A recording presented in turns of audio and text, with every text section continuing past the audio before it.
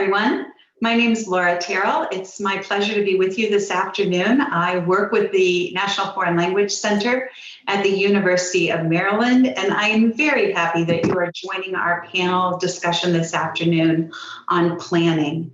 We are going to be looking carefully at the TEL domain, the essential question, how do teachers plan learning experiences to prepare for student learning, keeping that focus between planning and learning key in our minds. And I am joined today by wonderful panelists, and I would like to give them an opportunity to introduce themselves. Brandee, you want to give us a bit about yourself?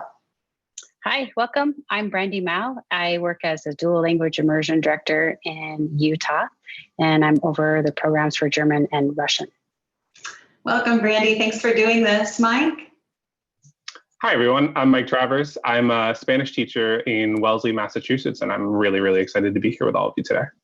Okay, AC? Hi, my name is AC Quintero. I am a teacher from Chicago. I teach Spanish levels 1 and 4, and I'm excited to be here with you guys today. Thanks for joining us, AC. And Meredith, last but not least. Of course. My name is Meredith White, and I teach in Gwinnett County, just outside of Atlanta, Georgia, Spanish 1 and 2, and I've literally been looking forward to this all week. Okay, so keeping that focus in mind of planning and learning, I've got just a couple of things that I want to say to our audience. You will have the opportunity to contribute to this discussion. We are monitoring the question and answer frame, and if we see questions coming in from the audience, we will certainly try to answer those as time permits.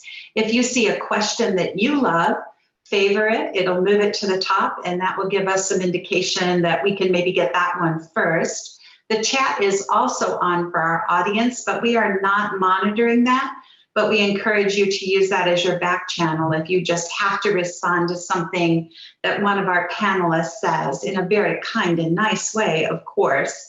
And then we will just go ahead and get started. We'd like to get as many of our thoughts out here in the time that we have. So our first question, are best practices in planning different in online instruction? And why or why not? And I think, Meredith, you had said you have a lot to say about that. So I love questions that are sort of seemingly simple, but really push us to think. And I think when we look at things like what are best practices, I immediately think best for whom? Because I know a lot of times we plan for, obviously we plan for ourselves, like for our situation, but I have to really push myself to look and plan for student first, not me first, because I immediately gravitate towards things that I find interesting, that I find engaging, but I'm over twice their age, and I think like what I like might not really matter. And so I think the sweet spot is when we address our own situation and our own kind of nuanced, departments and that kind of thing. I'm in a really big department. So my department's incredibly collaborative. So when we're planning and we're planning learning experiences, we can't really go rogue. And that's a really awesome thing. We're planning for alignment with each other and performance and proficiency and all of those things. And I think also addressing, who are we putting first? So are we planning for ourselves? Are we planning for students? I think that's the sweet spot, to be honest. And then planning should be the fun part. Planning, assessing and looking at what they can do is also fun, but planning shouldn't be a burden. Oh, I got to do lesson plans. It's like, yay, I need to do lesson plans. And with frameworks like TEL planning and all those kind of things, it makes it really a reflective process. And I think that lesson planning should be a naturally reflective process. Reflective and our chance to be a bit creative too then. Brandee, would you like to chime in, Brandee? Yeah, I just like to add to, this part of the question that talks about online instruction. And it makes me think of a quote by Anita Archer where she says, good instruction is good instruction. So if what we've planned for our students and moving them forward in their proficiency is good in face-to-face setting, then it should be good on online. And then the second part would be choosing appropriate online platforms or different ways to gather that student response or that student evidence of their growth. I would also add that when we look at what is best practice for students, we really need to understand where they're at in their proficiency. so that we know where to go next. Mm. Mm. And that notion of good instruction is good instruction. So perhaps we should talk about what that means in this planning question. Mike or AC, would you like to bring a little bit more in? Sure, go ahead, Mike.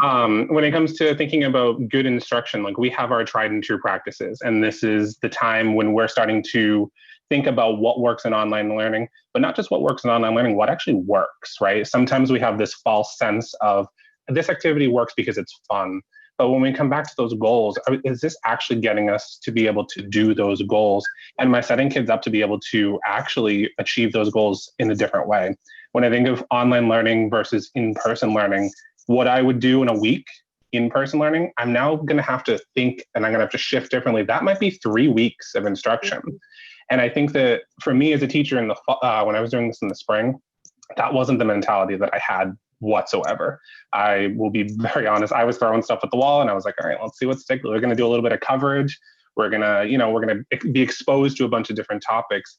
And now I feel like I think they were talking about that sweet spot where it's like, all right, we have our content goals, we have our language goals, we have everything based on goals. Let's really like separate this out so that we can make this a learning experience for them where they're involved and they're reaching those goals. Mm-hmm. AC, you want to chime in? Sure, yeah, and I'll just add to that. I think like my experience is very similar to Mike's, where I think in the beginning I was like overloading students. I was like exhausting, whatever goodwill they had. And one of the things with online learning is that like in the classroom, we have a lot of control, right? Like, yes, students come from different backgrounds and that definitely contributes to how we teach. But now it's almost like, this saying in Spanish where cada uno tiene su propio mundo, like everyone has their own little world. And that's how it is at home. So just thinking about that, thinking about their circumstances, like where they live and kind of like the energy that they're bringing to the class, but also just connectivity fatigue, that led me to sort of redesigning a lot of the things, kind of like what Meredith said, that I thought were going to be really great. I had this ambitious plan. And I ended up having to really scale it back and think about those students that were in front of me, think about each of their unique situations, and then just modify accordingly. So something that would take me in class, like we have 90-minute block periods in my school, something that would take me like a whole class to do, I would probably just take maybe a third of that.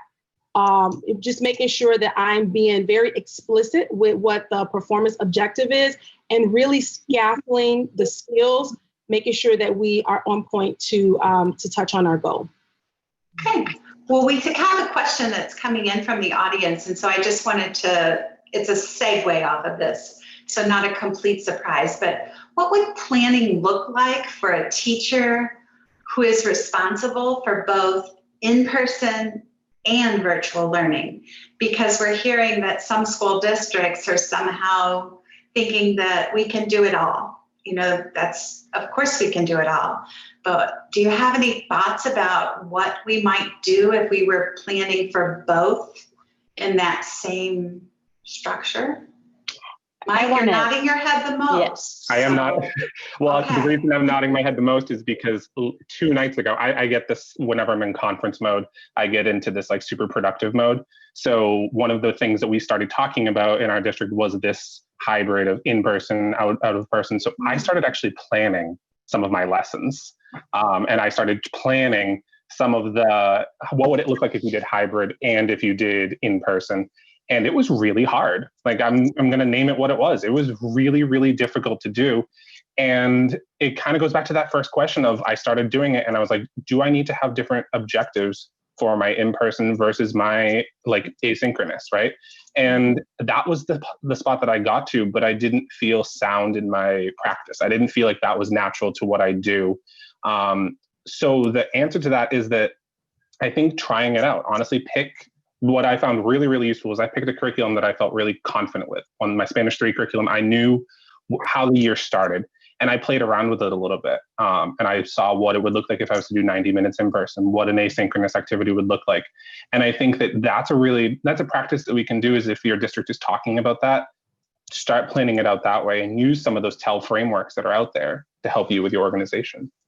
Brandee, you were ready to jump in also. You had Well, just to add to what Mike had said about using the TEL framework, I think that provides a sifter. So I'm from the West, and one of the things that you can do out here on a vacation is go gold panning. And so if you've never done that before, it's like this wide dish like this that has holes that are different sizes, so that when you get into the water and you shift it like this, the smaller grains of dirt fall through, but the gold stays in the pan. So I feel like that's kind of what Mike was talking about. When you look at what you're deciding to do or what you've done in the past, not all of it's going to be good or necessary to do both in person and in an asynchronous setting. But to think about that, like what types of activities are really going to give you the evidence that you need to show that your students are achieving their goals. And then maybe the extra stuff that we would normally do in person kind of falls back into the stream and maybe can be sifted up at a different time. That's a good analogy. It's like Rebecca's analogy on day one of the conference at the colander. We're going to have to let a lot of things fall out in order to decide what's essential. Meredith or AC, have you thought about this? Should you get this directive from? Well, so I was thinking of it in terms of like the whole theory of the zone of proximal development by Vygotsky. And I think how I would prioritize is because we also are contemplating sort of this like adaptive hybrid model. And I think like things, tasks that students, need to have a more expert person to sort of guide them on, those are the ones that I would prioritize for doing in-person learning. And then the virtual learning would just sort of be like a follow-up and a practice to that. Okay. Or application, I should say. Application of that. Meredith, anything you want to add? Yeah, I would absolutely agree with all of that and add a couple of things. One thing that helped me plan, again, it was emergency, so not well, this spring was like Mike was saying, it was like, oh my gosh, like what are we doing? But one thing that helped was, I don't remember who it was, but somebody had said, we're the experts, to varying degrees in different ways. And so whatever it is that we're planning, expect students to take at least 3 times that long to do it. So if you go through and you take the quiz or you do the thing on your learning management system or whatever, and it takes you like 10 minutes, it's going to take your high flyers 30. And students who struggle or need more scaffolding or whatever, just based on the task or based on whatever, are going to need even longer than that. So being really mindful of, and I'm going to say a really like unpopular, honest thing, but looking at whether and how we're using students' time, because we talk about engagement in person and online, but I think ultimately everyone values their time, and students are going to, if they see that a task is seemingly irrelevant or inauthentic or above them, they're going to go, okay, Google Translate. And then we're frustrated. And then it's like an eye for an eye, frustration meets frustration and so on. But really looking at simplifying, paying attention to the amount of time that things take online. And also I'm hoping that might shift, for me at least, I need to take a hard look at how long I'm making things take in person, because I have a feeling we waste some time there too. Like AC said, if something novice to novice is like 2 people new to tennis playing with each other, the ball's going to be like bang, bang, just flying all over the place. They need us. We're Serena. We're Venus. Like they need us. And so really going, should this be a paired activity, or could you actually be doing like an independent response that goes a little bit deeper? So I think really being honest about why we're asking students to do the things that they're doing. And if we can't find a good reason or a can-do statement that matches it, or, there's no interculturality, next, it might need to go through the. It might have to go. Yeah. It might have to fall through. Okay, well, let's move on to another question, because I think it's a natural segue. What would you say that, how we go about planning these learning experiences? I think it's been a challenge in the classroom as well, but how do we plan intentionally to move students from input to output? I don't know who would like to take that one first. Okay, Brandee. Oh, I thought AC wanted that one when we were discussing She didn't before. nod her head. Sorry. AC, would you like that question? Sure. Please, go for it.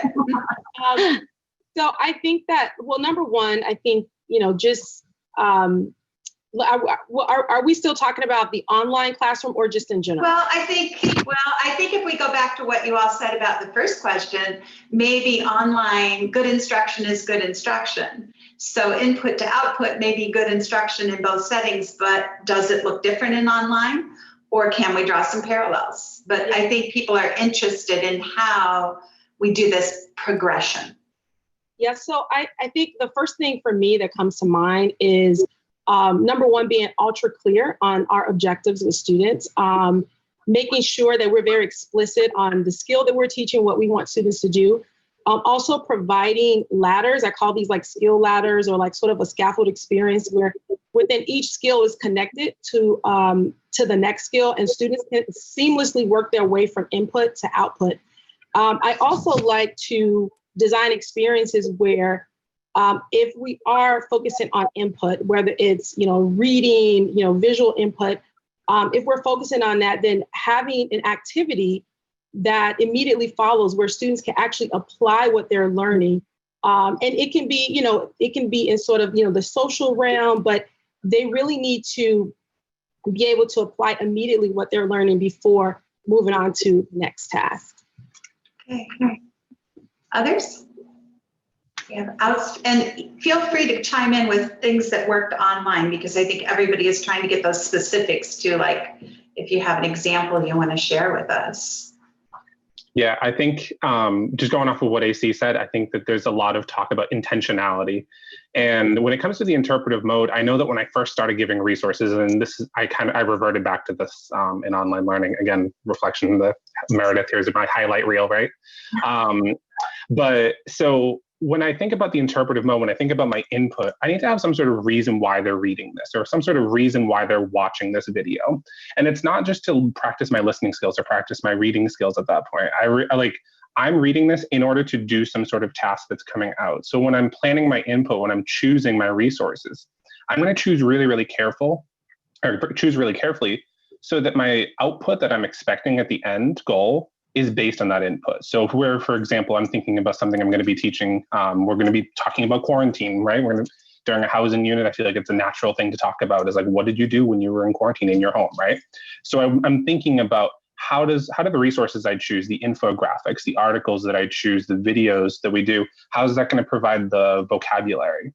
Can I find some language structures in there that are going to help kids, right? My supports can almost be built into my input, so that by the time that the output starts to come, kids are like, Senor, we already know these words. Senor, I can use these in a sentence, right? I can have this conversation. Like, I feel really confident. So it's almost like the input is building their confidence to being able to do that output task. Almost like reading the same book 30 times to a young child, and then they finally have acquired the words. So you just have to keep at it. Brandee, Meredith, did you want to add? I just wanted to kind of help clarify a little bit of what AC and Mike were talking about when they were discussing the types of inputs that they were choosing for their students. So I've been really studying John Hattie's work on making learning visible. And I think that that's our tendency sometimes, and as language teachers, to give input so that we can go quickly to the output, because that's our evidence that they've done something. And then to instead look at the input task and add in something in there that allows students to make their learning visible or what they're working on. So when Mike was talking about, students had the vocabulary from the input and they were ready, that maybe we add in a graphic organizer or something that helps students focus in on what the key parts are, or maybe the key vocabulary, or kind of helps them understand how this input piece is going to matter and then in an upcoming assignment, or matter for their proficiency growth. Mm-hmm. Meredith, did you want to chime in before we go back to AC? Or? Yeah, sure. I automatically think of, Nora Jones changed my life about 5 years ago when she was talking about not just IPAs, but also everyday IPAs. And so what Mike, Brandee, and AC are saying are really resonating with that. If the interpretive leads to the interpersonal and then leads to the presentational, you can't help but engage with all the modes, and you can't help but see what they understand, see what they're feeling good about, see what they're not using, all of those. Because if you're coming to that presentational or that interpersonal that includes output. Ultimately, output is a trust fall. And, if you're looking behind somebody like, oh, they don't look strong enough to catch me, and I don't love, like, everyone's watching, there's all these things. Mm-hmm. There's so many variables with output, and it looks so different for different students. So how are we looking at our students with accommodations or modifications or neurodivergent students? How are we really digging into, like Mike said, like, if what they're understanding might not be what they're producing. And so realizing the nuance between the modes, I think, takes a lot of pressure off of teachers, and naturally looking at the purpose of why they're engaging. Like Mike said, are we just going through the audio tracks because somebody gave me the CDs for, Realidades, or are we listening to this authentic resource leading with culture? And I think you said that a couple years ago at NECFL. Laura was like, lead with culture and language will follow. Lead with emotion, language will follow. Like, all of these things are just naturally entwined, and we don't have to create like comprehension questions for every authentic resource, or like all this whole lesson plan around a thing, when we look at naturally what students can do with whatever, they might naturally want to do as a result of what they've acquired. Absolutely. Did you want to add into that? Yeah, I was thinking, and I echo all the sentiments being shared here. I was also thinking about it being sort of a question of equity. I've been reading a lot about the author. I've been reading the author's Retta Hammond, Culturally Responsive Teaching. And, when I think about input and also about output in terms of like assessment, I think about using the input to really build intellectual capacity in students, and not just, making sure, kind of like what Mike was saying, making sure that there is an express purpose with what we're doing. But as we're building those skills, like if we are doing some type of interpretive reading, input activity, then we are scaling those skills. We are being very explicit, and students, we're also training them and helping them to be able to really interact when we do get to the point where they are going to be outputting or they're having some type of summative assessment. So we do have a question from the audience, and I know that each of you will love this question. They are basically asking, this discussion on input to output is great, but what do you focus on first? This idea that staying in the target language 90% of the time. And so it is a newer teacher saying, is this really possible? So what words of advice would you give to this newer teacher who's saying, what do you focus on? How do you make this happen? And maybe that also has a classroom online feel that's different. Anyone want to take this one on? What would you do to keep it in the target language? I'll start us off, and then I'll pass it to the rest of the panelists. I think that the first step when you're looking at input is you have to make it comprehensible. And so obviously in a face-to-face setting, it might be a little bit different than in an online setting, but you would have images, or you would have a video or something that would make what you're trying to say or what's being said in the partner language is understandable. And it'll depend on the age of your learners and their level of proficiency in your class on what that might look like. But that's where you would begin. Yeah, I think also, so in person, I feel like that's an easier question to answer because we do have, the way that my class is set up, I have word walls. I have rejoinders everywhere. I have images that I can point to. I do a lot of gestures. And I'm actually able, even in level 1, I'm able to keep my students in the target language 90%. I always say, like, maybe after I start in September, so around, we kind of inch up to 90%, And so I think in an online environment, one of the things that I have found helpful is I normally use some type of like presentational tool, like, PowerPoint or Pages. And whenever I'm communicating with students, I always have sort of like a comprehensive script of what I'm doing to actually, to help them and to guide them.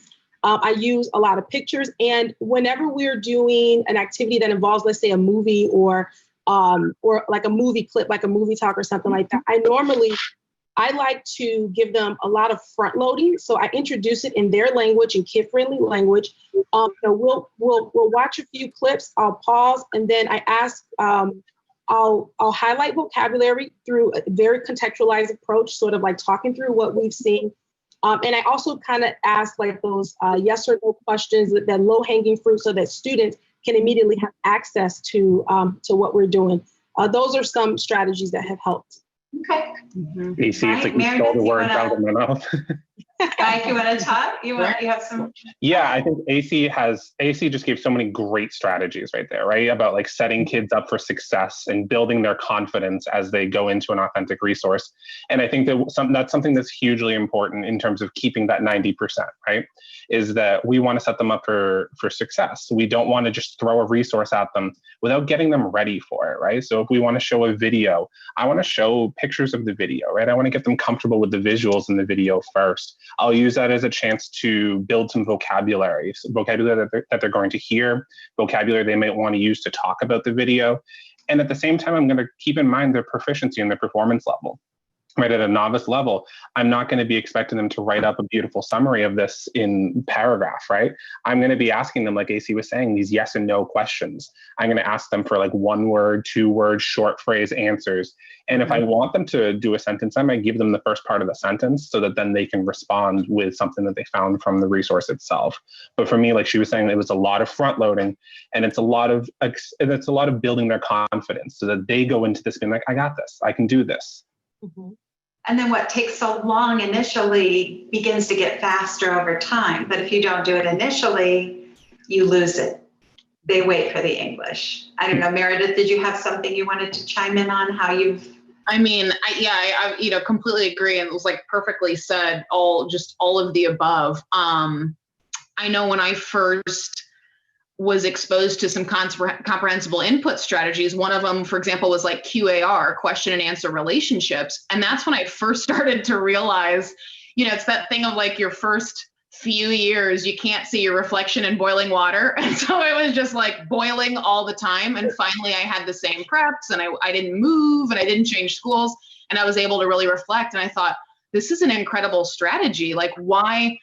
Yes is output. I agree is output. And you don't have to look at like, I agree in Spanish as like, ooh, but my first thought was, but we don't look at a star until chapter 4. How can I teach them how to say like, I agree? And I had to really shift some paradigms, sort of sift and shift, because I was seeing it as completely linear. And we know that that's not how it works. So you teach them, to do a little weekend chat, weekday chat, whatever the thing is, that they can all of a sudden use the past, use the future. And it's so scaffolded, they can't not do it. Yeah. Like it's all right there. Why would you not engage? And even little things like Allison Litton, has said in recent PD, just make the Google Slides background, like AC was saying, what you would have put for your word wall. And so now in your Zoom meeting, or make your Zoom background, still have it available, a screenshot of what you would have projected. And so now you're pointing and you're going, oh, I am from, Massachusetts. And you're doing all these things to stay comprehensible. We got to get a little creative, but like Mike said earlier, like the strategies are the same. The classics are the classics for a reason. And sometimes I like to think about it like at your own children, when you first taught them to pick up toys, what language did you go to when they didn't understand what you meant? You took them by the hand, you walked them over, they picked up the toy, you showed them where to put it, and you did that who knows how many times before those words actually stuck and they could follow your directions. And then of course, when they get to be teenagers, they still don't understand your directions, but that's for a different reason, right? We're going to move on to the next question because I don't want to run out of time to do our last 2 that we really know always come up. But, how do we really plan to bring culture into the classroom so that we're promoting interculturality? And I know a couple of you have already alluded to it, and I'm sure you wanted to go there earlier, but you knew this question was coming up. So who would like to take this one? Brandee, you want to start? Sure, I'll be the start. You'll be the guinea pig. Well, actually, since you tossed me that one, it was a PD that you gave Oh, it was a while ago. I won't just. That's a while ago. nice. Just leave it at a while. Yeah, we'll just leave it like that. And you had, you were talking about how like bell ringers and how to bring culture into everything that we do. And you had a picture of the aftermath of a fiesta. And then, like, and so if they were novice learners, they would be making a list of what they observe, some vocabulary, you might help them with that. But that automatically what you were using to build and to frame the lesson was already from the partner culture.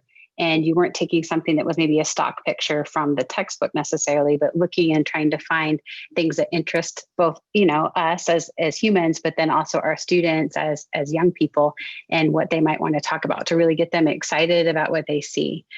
That's really why kids take language classes, not to practice grammar terms, but really to like engage with the culture and people that are from that culture as well. Okay. Others, interculturality in your classrooms? Meredith? I was going to say, yeah, piggybacking on that, same thing. It was like I said, it was next full like 2 years ago. And you said, lead with culture, lead with emotion. And led us to the UNICEF website just as one. They have incredible, beautiful pictures. They have resources in all these different target languages. And I thought, wow, that's really something. Like lead with emotion, because emotion and culture go hand in hand in so many ways. And then how are we addressing, again, like our neurodiverse learners in ways that are informed and sensitive to their needs that they have input in? How are we addressing accommodations, modifications? If you've got heritage learners, native speaker, all of these kind of things. I think giving choice a lot of times, but I think I know when I give choice, it's still a bank of my choices.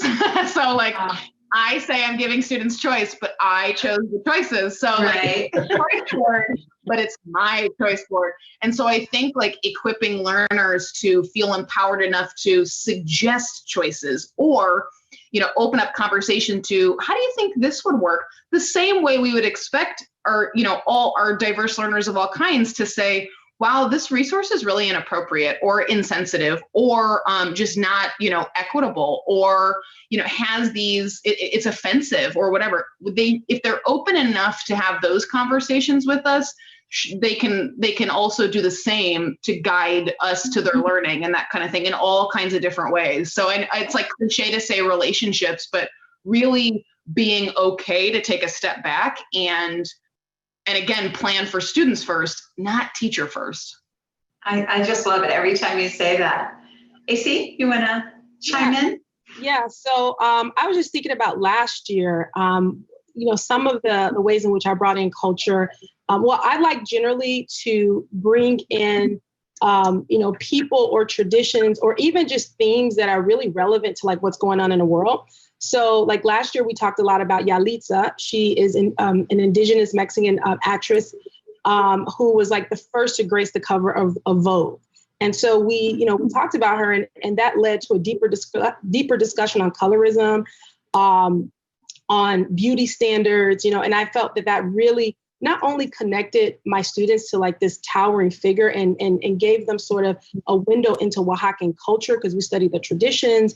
We studied the different indigenous dress customs, but it also, I felt that there was like this human sort of social emotional component to it as well, that a lot of students kind of saw themselves like reflected in Yalitza. And also I wanted to add that I like to bring in music. Music is big. Like we love Latinx music. We do, not only learning the songs, but even learning some of the dances. I like to bring a lot of Afro Latinx culture into my class, showing students different, dances and things like that. I think that that's something that not only is feeding their soul in a cultural manner, but also like kinesthetically, kids really love to move. Now, we tried to do this online. We tried to do a reggaeton song online last year, and it was fun. The kids turned on their cameras and they danced. So this is something that's that had to be fun. Yeah, it's possible to do online as well. But I know just moving forward, this school year, especially just in the context of everything that's been going on, I am more intentional about bringing Afro Latinx culture into my class. I mean, I do that already, but I want to do it. I want to up my game, and I want students not only to learn about, the Latinx culture, but also to see themselves reflected as well and see sort of this greater world out there. Well, I think you touched on something really important too, because you talked about Oaxacan culture, which if you're not careful can be stereotyped by its past culture, but then you combined it with the vibrancy of the modern, current Oaxacan culture. And I think that's really important too when we talk about interculturality. It has to be a piece of what's going on today. Mike, did you have something you wanted to add to the interculturality piece? Yeah, I think that a lot of what everybody else has been saying has been fantastic. And it really brings me back to the student panel with the high school students this afternoon. And one of the things, shout out to Meredith, one of her students is on there. It was really cool because hearing high school perspectives at a conference was fantastic. Like I would love to see that every single time. But B, the question came up, what did you miss the most about your, during remote learning? What did you miss from that in-person class? And without outright saying it, what they were talking about was culture. They were talking about products, practices, and perspectives. They missed that the most. And that really resonated with me. It made me look at these first couple of units that I'm planning on teaching and ask myself, this is going to be a Laura Terrell quote, like real right now, but I'm asking myself, is my curriculum only a window, or is it a mirror? Which one is it, right? If it's just a mirror, all the students see are themselves. But if it's a window, like, am I showing them other cultures, right? Am I bringing other cultures into my classroom? And that's so important. But then when you look at the mirror itself, that's another really great thing that I've been doing in my practice a lot, is asking myself, who's visible in my curriculum? Who is there and who's not there? Whose stories are really being told? Dina Simmons does a great job. She does a great speech about just talking about whose stories do we hear more often than others? I think that's a perfect bridge to our next question, our last question, really. But what are we doing? How do we plan to ensure that we're meeting the needs of our diverse learners, both in our classrooms and also planning for that diversity of the world that they live in? So could any of you take that notion of our diverse learners, our heritage learners, and say what you do maybe to keep them in your focus? Mike, I think you should just say a little bit more about what you just said, because you were basically right there as I cut you off. So. Not a problem. Yeah, no, I think that just having that critical eye of your curriculum and not just being the only person that looks at your curriculum, look at things like pictures, right? Whose pictures are in your curriculum, right? If a student sees themselves as somebody that speaks the language, they're going to be so much more motivated in terms of speaking that language. They're going to see themselves as a participant in this, right? And like, I think of like one of the other units you could look at is the family unit. I know that that's a unit that causes a lot of problems, but are you looking at LGBTQ, right? Do you have single parent families, right? Do you have mixed families? Who's in your curriculum there? I think that's extremely important. And I think that going through your resources and making sure, do you have a Eurocentric curriculum, right? Are you talking about Spain every single time? Are you talking about France every single time? When there's a greater world out there and so many amazing resources and so many amazing cultures and different things that you can bring into your classroom. And I think that takes a lot of intentionality, right? And I think it takes a lot of teacher reflection. And I think that that's something that we have a little bit of time right now that we can go through and we can ask ourselves, like, do I think I have diverse voices speaking in my curriculum?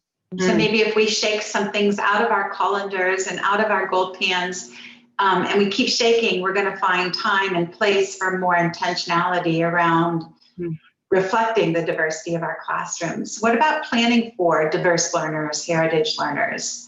Thoughts on that? Brandee, I feel like I should go to you first with a DLI program that often is bringing in some heritage speakers into the curriculum. What is that like for you all?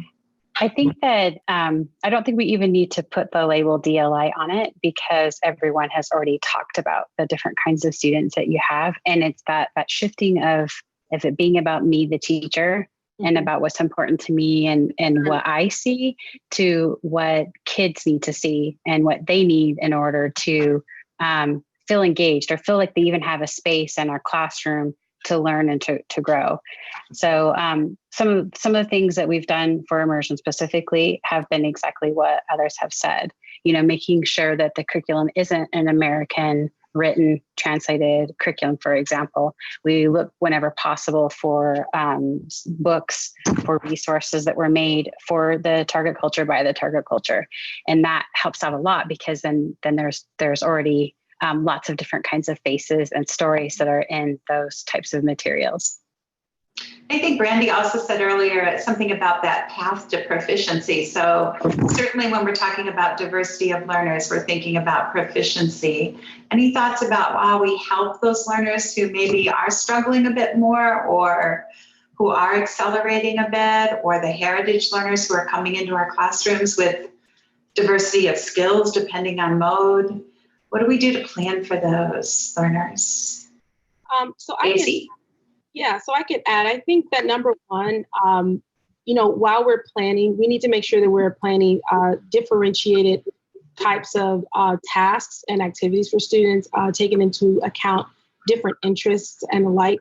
The interplay of the three modes of communication, being intentional on who those students are and what their specific needs are, and then also making an concerted effort to actually make those shifts. I think sometimes, let me back up. What I want to say is that when we're talking about planning for diverse learners, that this isn't something that can be done on the fly. And I've learned that for having, diverse students in my class, for having students who were visually impaired, this wasn't something that I did the day before. This is something I did the week before. And I think also what has helped me is using the data from like previous learning activities and also like previous units, and looking at, how students are faring in their proficiency, and then folding those into my new activities, and just making sure it doesn't get lost, that there is that's that connective tissue that's really going to help move those students along the proficiency continuum. So we can't just teach one unit and then test it and then move on. No, you can't. Right. We've got to be really intentional. Meredith, you were nodding your head. You wanted to say something, I could tell. Well, I was just so in agreement, and that was like so well articulated. Just the connective tissue, because when we look at, for example, Bethany Drew is masterful at inserting level ups and impressive extras in just daily activities and slides and on sheets and different things where, it pulls back the curtain a little bit, because ultimately we look at when we're planning, and again, who are we planning for, but how are we cluing kids into the intention behind what we're doing? And when we don't, we're asking them to read our minds. If we say, look at this infographic, answer these 10 comprehension questions, well, whose are they? They're mine. Wow. And I'm an expert. I've been Spanishing for a while now, so I'm picking out what I understand, which hopefully is all of it or most of it, and also what I find interesting. And so now students are just trying to find things. They're playing a game. It's a mind game. So it's like the same as we look at the resources, who has the power in the things that we're using and presenting? And then in the classroom dynamic, who has the power? Because the more we can empower students, like AC was saying, and the more we can dig into how we're helping them level up, be impressive, the actually more we have to dig into what we're planning. And if it's just a, draw your family tree and da-da-da-da-da, because in person, we've got 20 minutes left, that's pretty superficial and like kind of boring and really just labeling. And so if we're really planning with intention and we're going, okay, how could they level up? We just naturally have to sift out the activities and the things that kind of, that aren't very substantive. And so it's us anticipating their needs, which makes us better teachers and allows us to plan for them in a deeper way, which I think is really important. And you just said something that reminded me of what the university student panel said yesterday, that they had realized that learners are more responsible for their own learning than they'd ever realized before, which speaks to what you just said about they're just complying. They're just playing the game. They're answering our questions. We didn't put their focus on what they were trying to learn. So let me give you a couple of minutes to think, but I would love to hear from your perspective if there's a mantra that you would share when it comes to planning, with all of this discussion, with all the thinking that you've all been doing on it. But what are 3-4 words that you would tell that new teacher to keep in mind as they're trying to plan in challenging times, but planning has always been both the joy of teaching and the challenge of teaching. What are those couple words of advice that you would want them to be thinking about when they're exhausted in planning those lessons and units? Anybody have one right away? I do. Brandee's like, I'm ready. I do, yeah, because I think that when you were talking about being exhausted, like there's so many things, like there's so much stuff. And even just like the job of teaching in of itself is the hardest job. So I like to have teachers ask themselves, is it necessary? And does it move my students towards their purpose? So in the case of language learning, is it moving them towards our proficiency goal?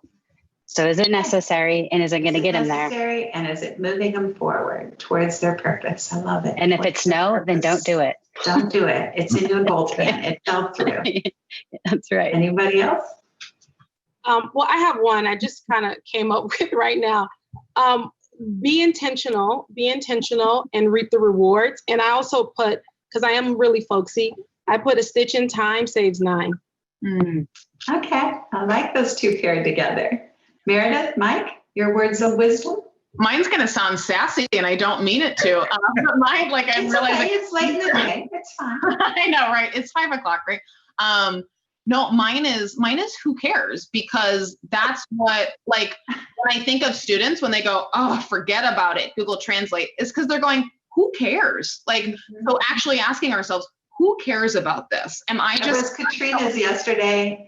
And why do I care? I think it was hers, but maybe it was Rebecca. Someone said that to us. Why do I care? Why do I care? Who cares? Right. I think that's perfect. Mike? I mean, who cares? We'll give you the last words of wisdom. Oh man, I wouldn't call them wisdom. I'd call them repetition at this point.